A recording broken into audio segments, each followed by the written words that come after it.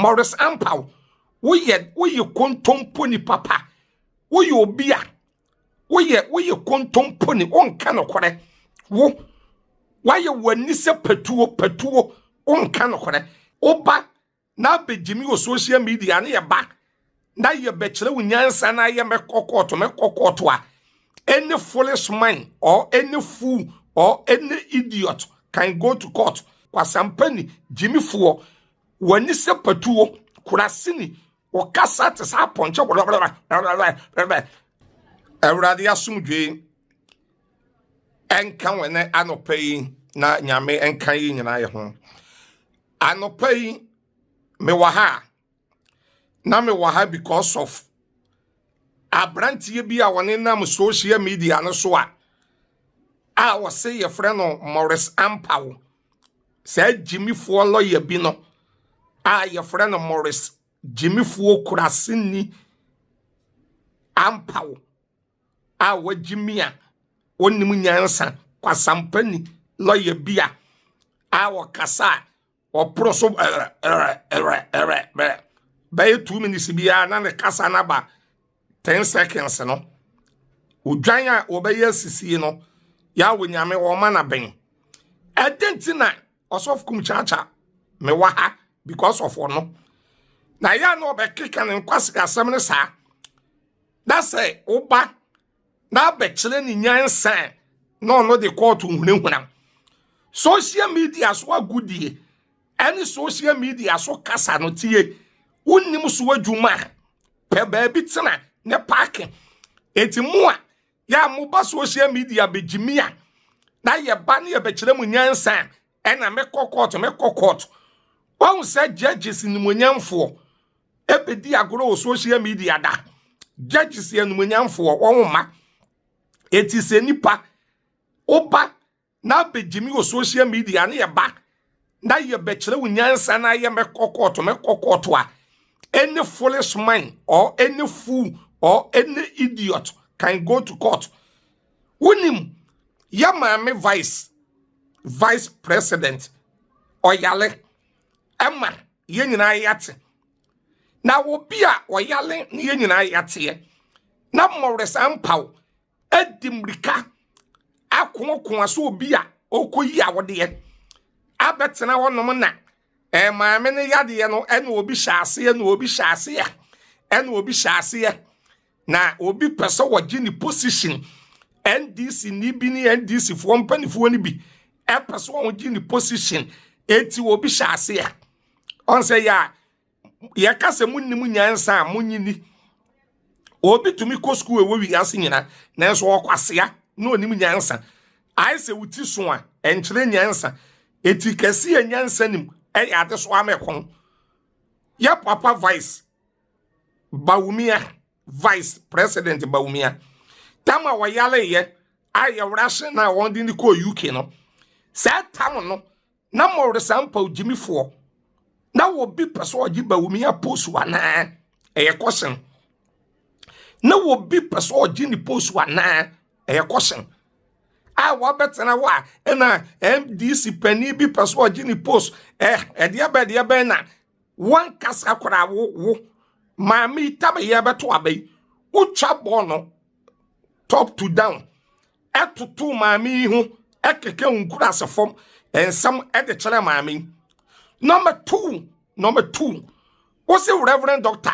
Isaac Owusubempa akoka mami no wasam akosha mami no nkom oboa Morris Ampaw wo ye kontompo ni papa wo ye obia wo ye kontompo ni onka nokore wo why wani se petuo onka nokore emfa na Reverend Dr. Isaac Owusubempa ehye maame ne nkomo a ode prophecy ebaye emfa Reverend Dr. Isaac Owusubempa mekai say last week na OKFM yenua Kwame Nkrumah kasia papa bi a friend na wopon interview sa na wopon no wana na woye pani wo Jubilee House abandada ne breso o man pani na do breso na woye pani wo wa na hwe mfidie wo ho nyina so cars ne ade transport ne ade ona na ohwe so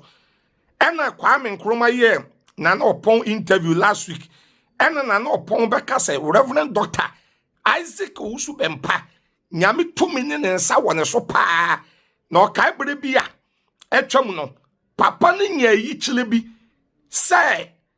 esum akata Jubilee House so na ntuma tuntum bi akata Jubilee House enipa bi so ena papa ne ma prophecy yeti Reverend Dr. Isaac Owusu Bempa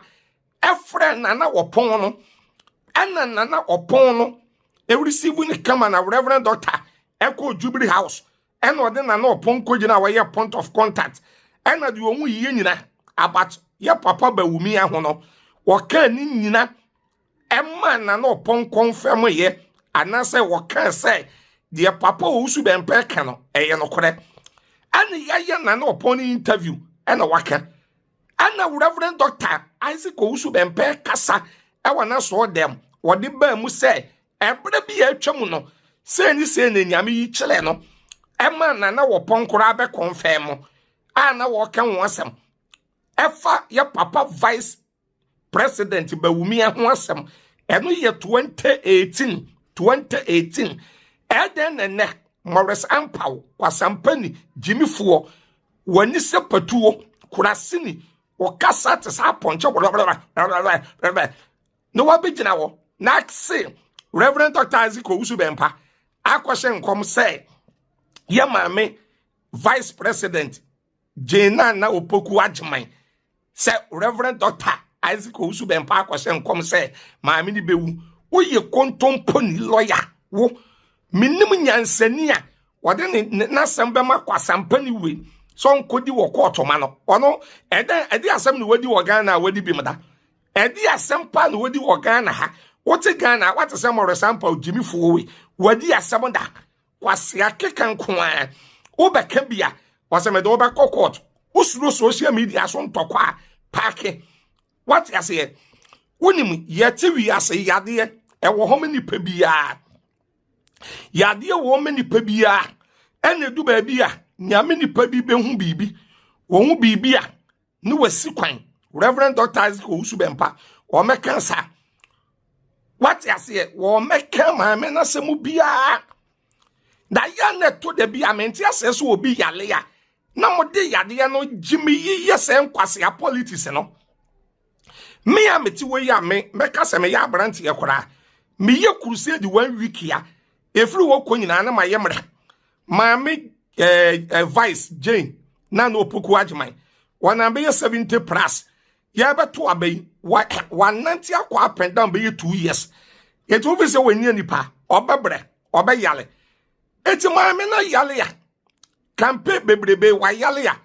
na yede kwa na Morris Ampaw Gyimifoɔ begina wakase NDC fuo pesi yekuno na prophet Isaac Owusu Bempa senkom so obewu ye pesi yekuna owuo Psalm 89 verse 48 David say obele maben oti asase we so a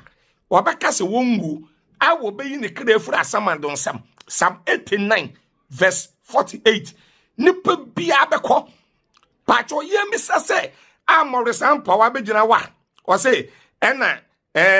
emisa ata obedi NDC achi ena NDC fuo ekun no okọ president Atames ono so okọ eti one person de vice president we nso etwa so saa eti Morris Ampaw Gyimifoɔ ma memi so asem say NDC party na wo bobo we kɔ no MPP eti nipa bi nwuom a won ye mpanifo eye question ena mesof Kumchacha me bisa Sir John no nye MPP ni me pacho wangu Sir John wangu wono so den na den koye me question no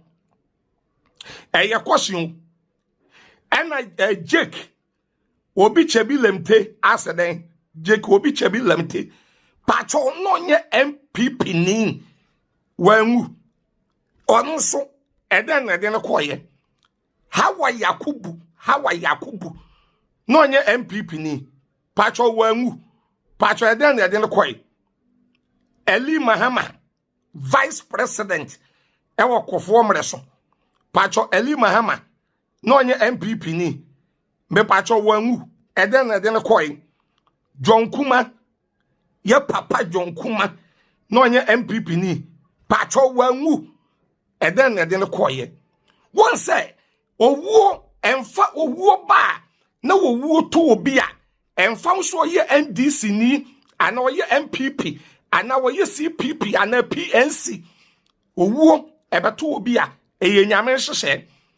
eti dia Morris Ampaw wa begina wa wo bese wo se a wo keka ne ade ni nyina no one say nyansa na wunim ena ye gyimiye kasa ena wo de te wona bebe ha hunyansa ne suye nyansa what I say hunyansa ne suye nyansa na wuti no gyimiye wo mu dodo wo ba keka kwasakasam na obi ba no be obebubo bi ma wo social media no so a e da me kokot kwa sampani kokot wa gyimi hunyansa Mr. Mankwa me wo fase wo se ni sika bane e de awie ni project no eso de bia me wo fase ka ma ne wo problem enemre mu na monte tap sending ka no so ne de tap send ye easy fast and secured way ubetimi asend sika free amanone aba Ghana bank account and as a mobile money account untia transfer fee bia sa awo be ne say kire ne say won ko app store na play store on download the tap send app no or download ya ebebu sanso promo code o ma de pet TV shim obenya €5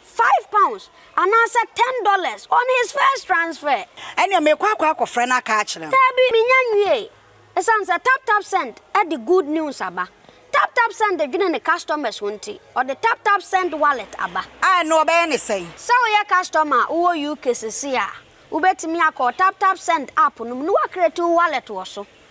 enti se rate ne kosora now the sika kogu wallet no anase mpo betimi atosusu nkakra enti abere sem a opeso send sika ba Ghana no anse wa send sika na ba Ghana anase oba o my Ghana mu a watimi ayusu sika e wo wallet no tie ene se te say yusu momo Ghana hayiru sa pepepe se si tap send atre na hiem kopiem wo United Arab Emirates Netherlands and Austria